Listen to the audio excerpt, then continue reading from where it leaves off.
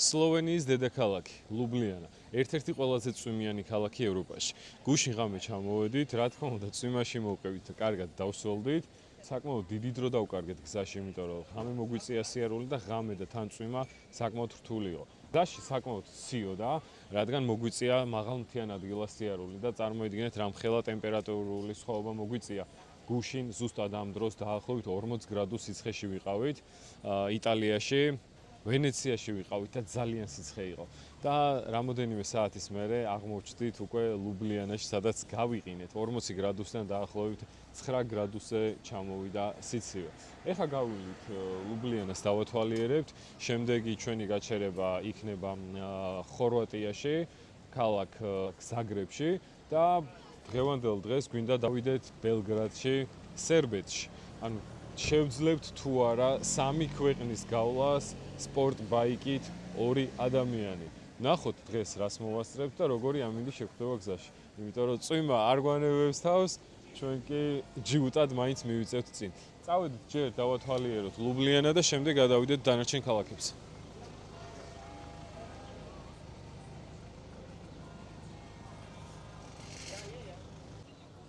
მოტო პარკინგზე დავტოვეთ ჩვენი მოტოციკლეტი და ეხლა გავუყვებით გზას, დავათვალიერებთ ლუბლიანას. აქვე შეგახსენებთ, რომ ჩვენი სპონსორია სოკარ ჯორჯია პეტროლიუმი, რისთვისაც კიდევ ერთხელ დიდ მადლობას ვუხდით.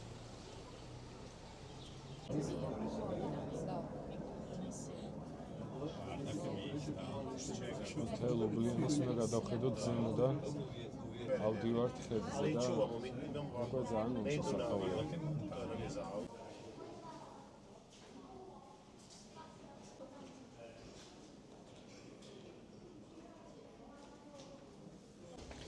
ჯერ დილაა და ძალიან სასიამოვნოა ეს სიგრილე, იმდენი სიცხის მერე ცოტა სიგრილე მოგვენატრა, მაგრამ გუშინ ისე გავიყინეთ, ცოტა შეშინებულები ვართ, რომ ღამე ისევ ძალიან არა ცივდეს და ამიტომ გვინდა რომ ცოტა მალე მოვასწროთ ეს ყველაფერი.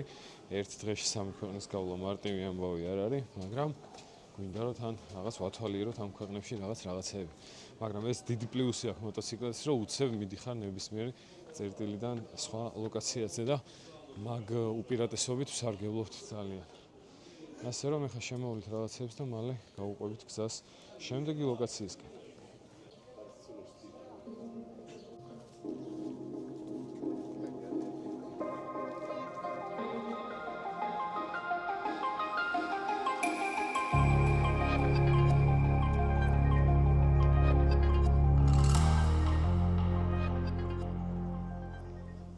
ლუბლიანა გამოირჩევა სიმშვიდით, სუფთა ჰაერით და თავისი ისტორიით. ლუბლიანას მოსახლეობა 290,000 ადამიანს შეადგენს. აიო. რატომ უბრალოდ? ისე. კიდე რაო მოიცა? დავით.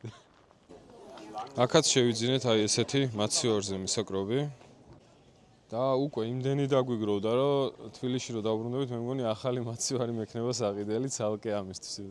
ძალიან ბევრი მაგნიტები წამოვიღეთ სხვადასხვა ლოკაციებიდან, იმიტომ რომ რაღაც ჩემთვის ძალიან მნიშვნელოვანია ეგ, თითქოს რაღაც ისტორიას გახსენებს მე მაცივართან რომ ეხვალ დილით რო გამოვაღო და რო შეხედავ და სხვადასხვა ადგილების სუვენირები რო გვხვდება, გახსენდება ეს ყველაფერი და ძალიან მიხარია ხოლმე ეგ და შევავსებთ კი არა, გადავავსებთ ერთ მაცივარს.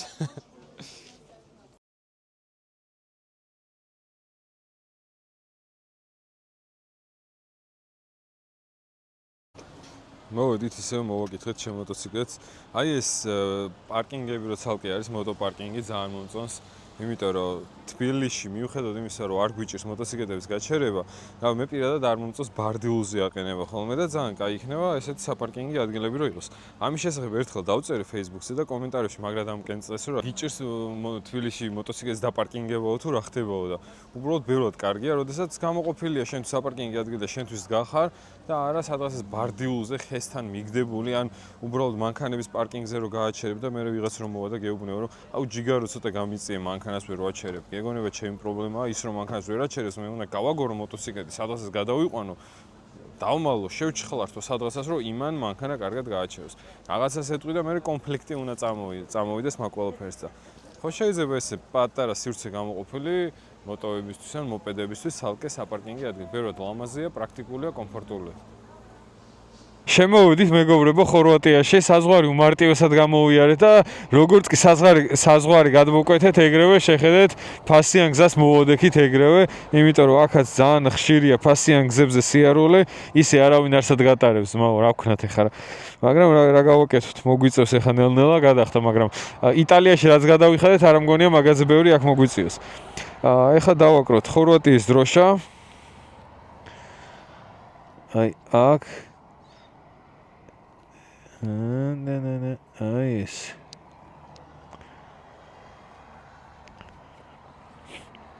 ნელ-ნელა შეივსო და შელამაზდა ჩვენი საქარე მინა. შემდეგი ქვეყანა გვიწევს დღესვე გვინდა ჩავიდეთ სერბეთში და სერბეთის დროშას ალბათ უკვე აქ დავაკრობ. ან აქ მაგას მოვიფიქრებთ უკვე. წავედით, მოკლედ ჯერ ხორვატიაში ერთ ადგილას მინდა გავჩერდე, წინაზე ვიყავით ჩამოსულები და აი უგემრიელი საჭმელები დავაგემოვნეთ, აი შოქში ვიყავ, ისეთი გემრიელი იყო და ზაგრებს ისე არ გავლი, ისე მანდ რო არ მივიდე და რო არ გაჩვენოთ კიდევ ერთხელ ეგ ადგილი. წავედით. წინა ჩამოსვლაზე ხორვატიაში რო ჩამოვედით, ძალიან დიდი დრო დავკარგეთ პარკინგზე. ზაგრებში რო ვიყავით, მანქანის პარკინგი იყო კატასტროფა. ვერ ვაჩერებდით ვერსა და მოგვიწია, სადაც გვინდოდა გაჩერება, მაგასთან უახლოეს ადგილას, სადაც ვნახეთ, დაახლოებით 2 კილომეტრს მოშორებით, ძლივს გავაჩერეთ ავტომობილი, რომ ფეხით გავგველო, რაღაცა გვეჭამაცა და დაგვესვენა და გაგვეგზელებინა გზა. ეხლა რომ მოვადექით ამ ადგილს, აქაც დავხვდა ისევ მოტოპარკინგი და ნახეთ, აქაც რა კარგად არის გაკეთებული. ძალიან მარტივად ეგრევე გავაჩერეთ. და ეხლა მივდივართ იმ ადგილას, სადაც წინაზე ვიყავით და ის უგემრიელესი საკვები უნდა დავაგემოვნოთ დღესაც. აი გარემო ხო ძალიან ლამაზია, საკვები ძალიან გემრიელია. ერთადერთი იმაზე მწყდება გული, რომ სასმელს ვერ ვსვამ, რადგან ისე მოტოციკლზე უნდა დავჯდე და გავაგზავნოთ გზა და რაღაცა ალკოჰოლი აიღეს წინაზე, კოქტეილები აიღეს გოგოებმა და რო გავუსინჯე, უგემრიელესი კოქტეილი ჰქონდათ და ლუდი იყო, რაღაც ფანტასტიკა, ძალიან გემრიელი. და ერთადერთი მაგაზე მწყდება გული, რომ ლუდს ვერ დავოლევ აქ. თორე დანარჩენი ძალიან კაი აქვს მართლა. ეხლა გარემოს ცოტა ხანში როგორც კი მოვთ გაჩვენებთ. აი ამ მომენტში 10 ლარიანს ვამაგრებდი კედელზე, სადაც ფულები იყო აკროლი და აი ეს ადგილი წინ. ვიზუალურად ხო სასწაულად გამოიყურება და თქვენ გემო უნდა ნახოთ. წინაზე რო ჭამეთ, 2 კვირა გავიდა და აი 2 კვირის წინ, თუ 3 კვირის წინ არ მახსოვს, რო გავსინჯეთ, უგემრიელესი იყო და არ ამგონი ხა რამე შეცვლილი იყო. წავედი ახლა ცოტა ხანი, აღარ ვიქნები კონტაქტზე. ისევ ისეთი გემრიელი იყო ყველაფერი, როგორც წინაზე და არც ველოდი რომ შეცვლილი იქნებოდა გემო, ძალიან გემრიელი იყო მართლა ყველაფერი. მაგრამ იმდენი ვჭამეთ, ცოტა მოვითენთ და ხა მეძინება. აი ხე როგორ მეზარება კიდე 400 კილომეტრის გავლა რო იცოდეთ, მაგრამ რას ვიზავთ? გეგმა არის, რაღაც დაისახა უნდა მიაღწიე და ამიტომ ეხა 400 კილომეტრში ვიქნებით დანიშნულების ადგილას და გამოგვივა ერთ დღეში გავლილი 3 ქვეყანა. ეხა უკვე საზღვარს გავლა გვიწევს, აქამდე რომ საზღვარზე ისე გავდიოდით, რომ ვერც ვიგებდით, როდის შევდიოდით სხვა ქვეყანაში, ეხა მოგვიწევს გაჩერება, შემოწმება და მთელი ამბები. აი უახლოვდებით უკვე რა საქართველოს და უკვე აქ ჭირს საზღვრებზე შემოწმებები. არა და რა მაგარია ევროპის ქვეყნებში და შენგენის ქვეყნებში ესე ძალიან მარტივად რო გადიხარ და შემოდიხარ.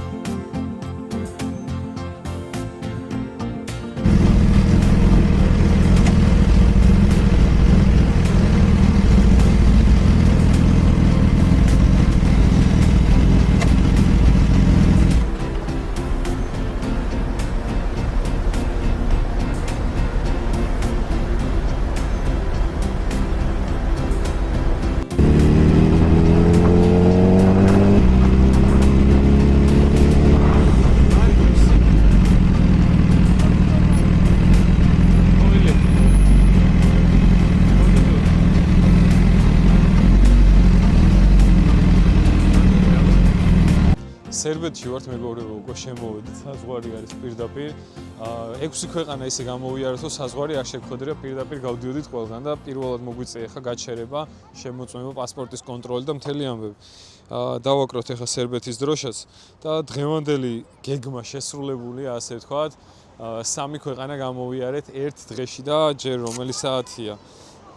ჯერ არის 6 საათი. ეს სერბეთის დროშა, აი აქ.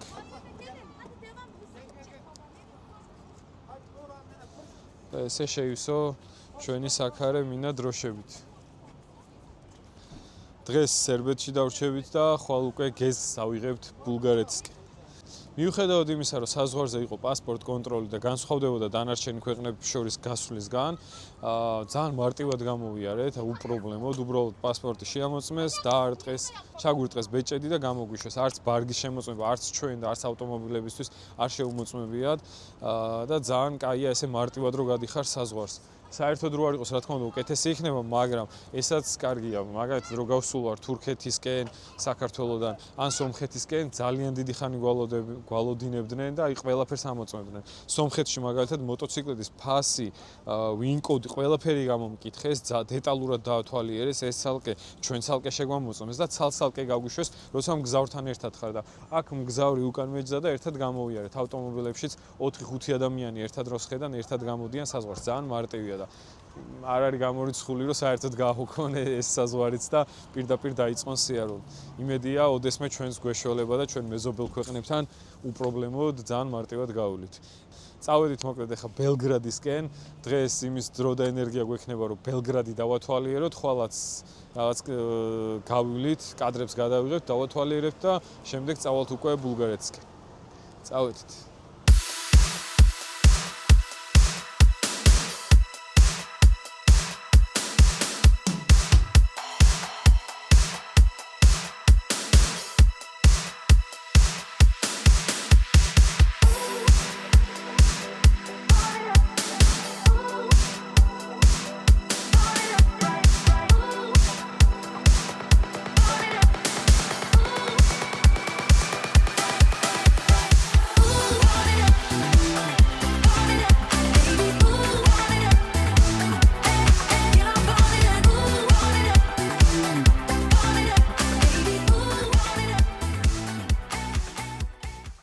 ჩამოვედით ბელგრადში, გავაჩერეთ მოტოციკლეტი და ეხლა ვიფიქრეთ, რომ გავიაროთ აქაური ტრანსპორტით, რაღაცას დავათვალიერებთ, სადმე მოლში შევალთქო და ვეძებთ ეხლა ავტობუსის ან იმის ტრამვაის ბილეთი სად უნდა ავიღოთ და ვერსად ვერ ვნახეთ და მე სასტუმროში ვიკითხეთ, აქვე ვიყავით და ისე მივუტრიალე ვკითხეთ, რომ სად შეიძლება ტრანსპორტის საფასური ბილეთი რო ავიღოთ და აქ ტრანსპორტი უფასოა.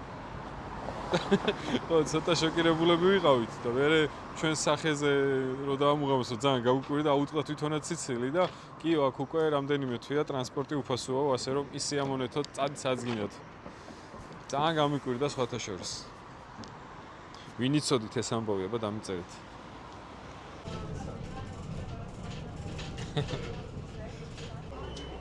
ანუ ტრანსპორტი ხო უფასოა და თან ამ ტრანსპორტში უფასო Wi-Fi-ც აქვს.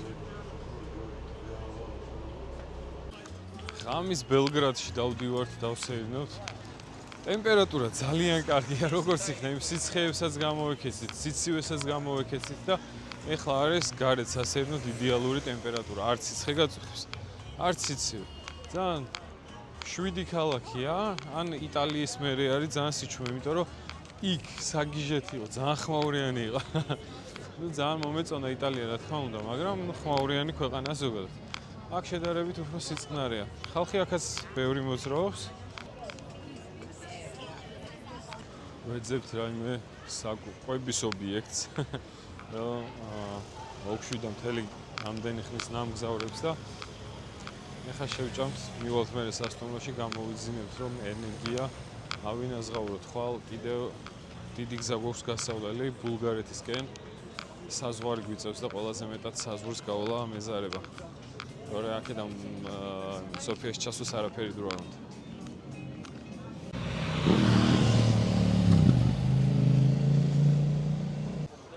ანუ შვიდი და ჩუმი ქალაქი ხოა, მარტო მოტოციკლების ხმა ისმის.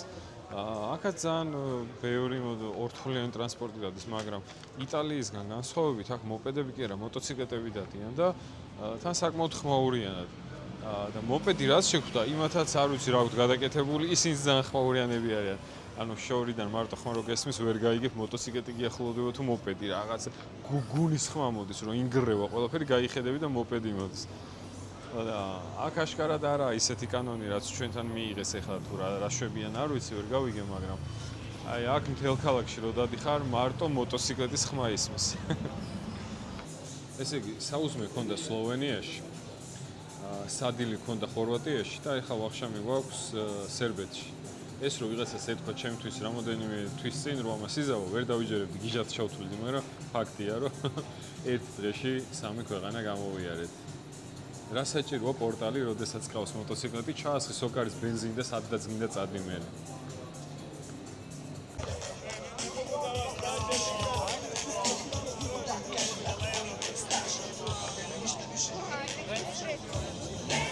აი აქ რა ხდება წარმოდგენა არ აქვს საერთოდ. აი ეგ არიან გაშლილი აქვთ კარვებივით, მაგიდასთან სხედან და უბრალოდ წყალს სვამენ და მუსიკას უსმენენ. რა ხდება და რა ამბავია, არ ვიცი, ვერ მივხვდი. მაგრამ ფაქტია, რომ ბევრი ხალხია ძალიან შეკრებილი. წავედით ახლა უკვე სასტუმროსკენ, თორე დღევანდელი დღის მთლიანი ენერგია ამოვწურეთ.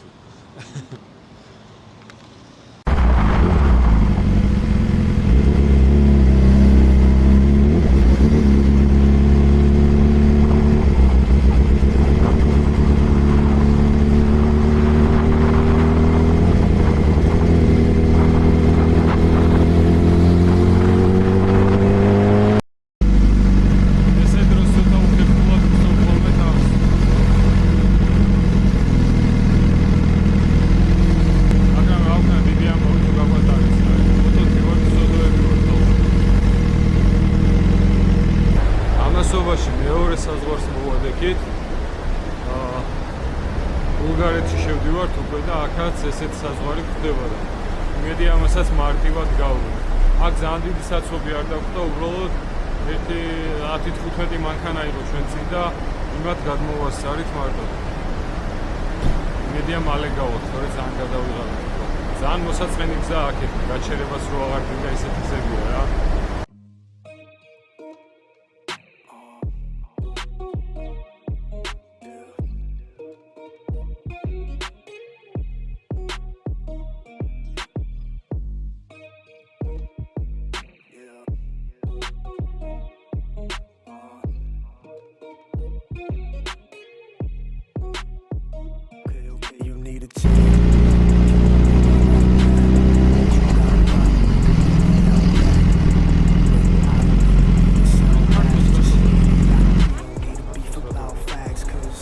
ესე იგი ბულგარეთიდან საბერძნეთში ხო ისე გავედით საზღვრის გარეშე ჩვეულებრივად, იმიტომ რომ ორივე ქვეყანა ევროკავშირშია და ეხლა სერბეთიდან ბულგარეთში რო შემოსულიყავით ამდენი ხანი ვიდექით საზღვარზე და როგორც ხნე შემოვხდით.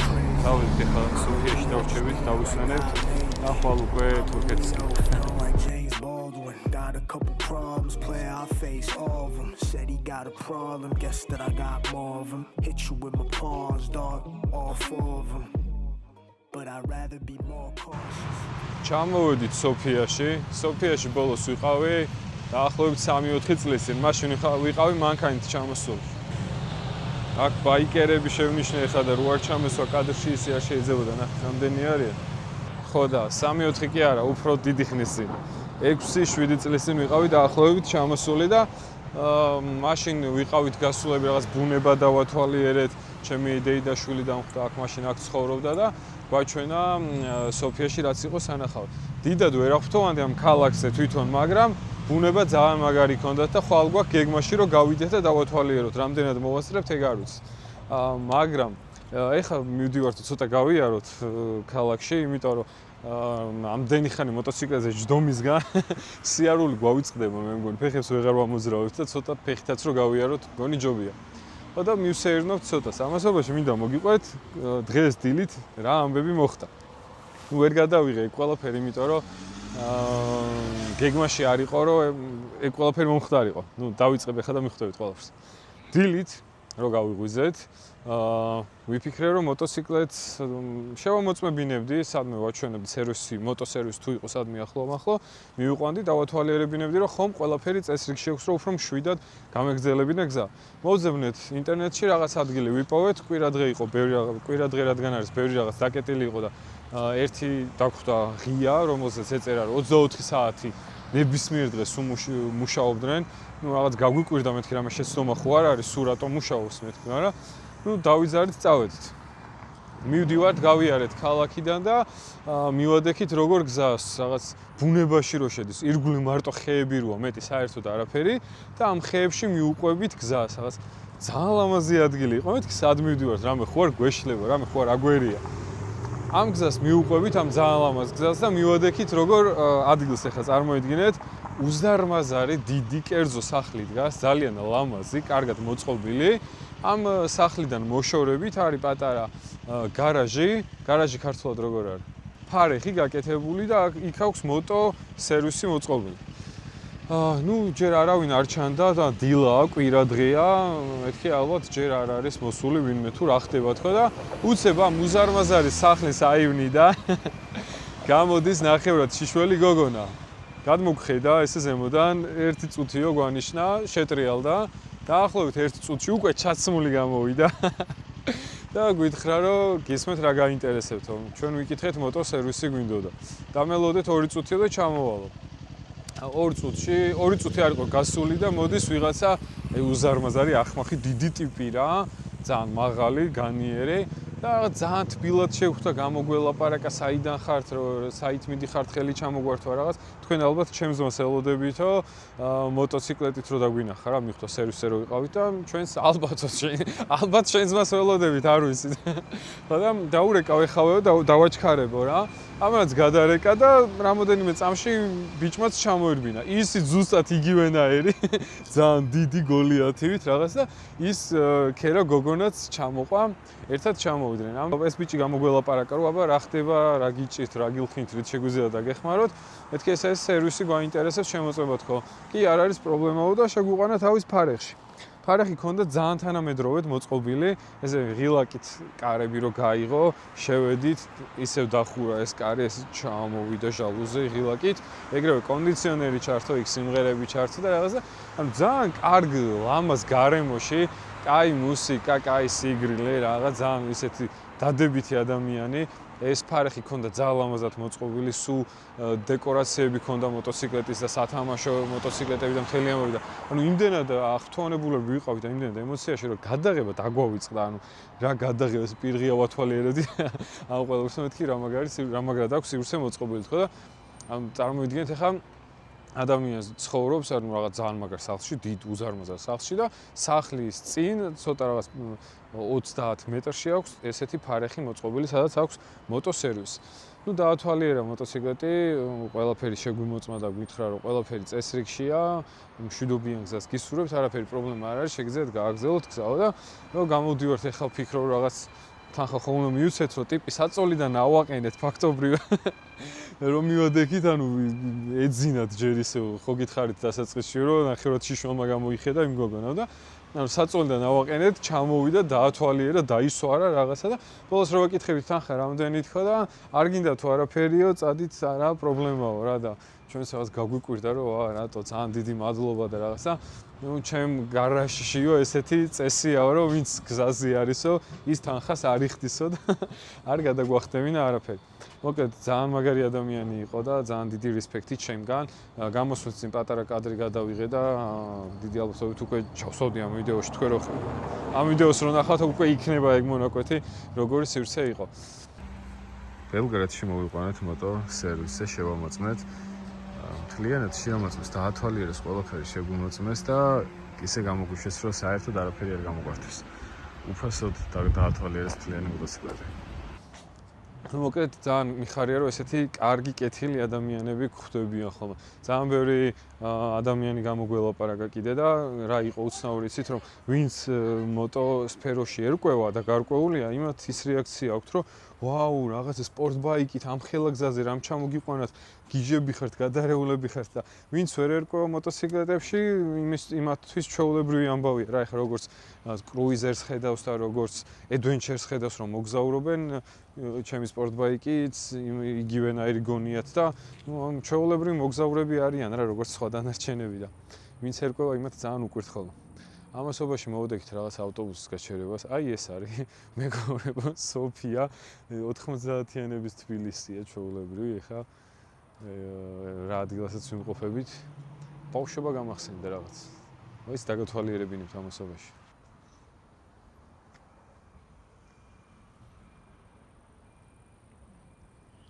როგორი სიჩუმეა. აქ ახლა რო უყურებ მგონია რომ სადაც კასრი უნდა იყოს და იმ კასრში ცეცხლი უნდა ენთოს და ხალხი თბებოდეს. ნუ ეხლა ცხელა შეიძლება ზამთარში მართლა ეგრე შევიდე. ყველაფერი ჩაბნელებული კი არ არის, ესეთი სილამაზეებიც გვხდება ირგვლივ.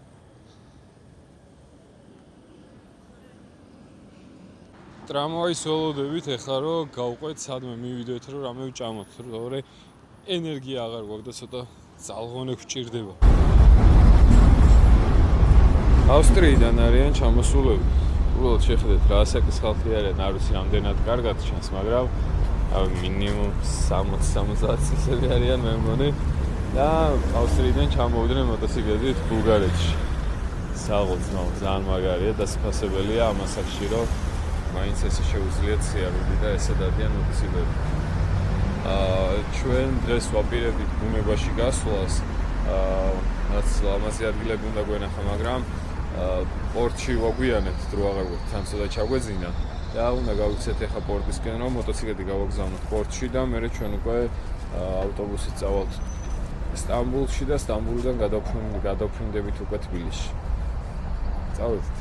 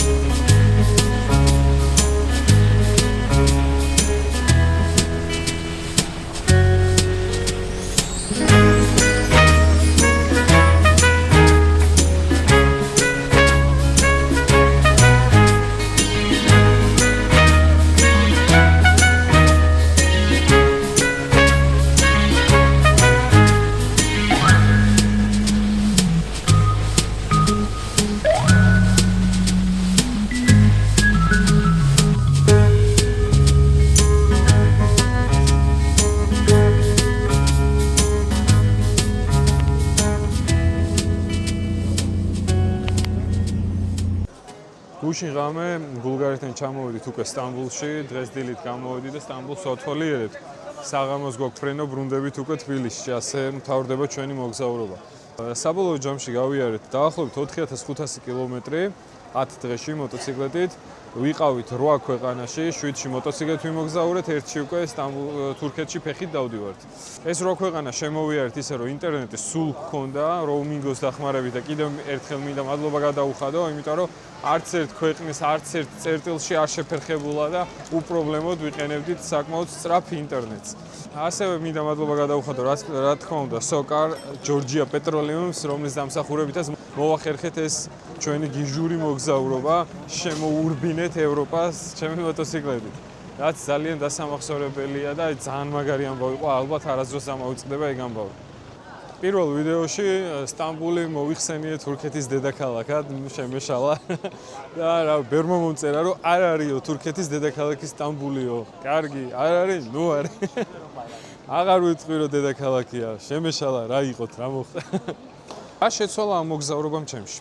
პირველ რიგში ის, რომ მივხვდი ევროპაში ძალიან ბევრი რამე არის კიდე დასთვალიერებელი. აქამდე რომ ფიქრობდი რომ ევროპა მოვიარე, ბევრი ქვეყანა ვნახე და უკვე სხვა კულტურა მაინტერესებს, აზიის ქვეყნები მინდა შემოვიარო თქო, მივხვდი რომ რეალურად ძალიან ბევრი რამ არის სანახავი და ის ადგილები ვნახეთ, რომელსაც ალბათ არასდროს ვნახავდით, იმიტომ რომ ეხა შემთხვევით გავიარეთ და აღმოვაჩინეთ, რომ ძალიან მაგარი ადგილებია, ძალიან ლამაზი ადგილებია, ძალიან ბევრი რამეა სანახავი და ძალიან დიდი სურვილი გაგვიჩნდა, რომ უფრო დეტალურად მოვიაროთ ეს ყველაფერი.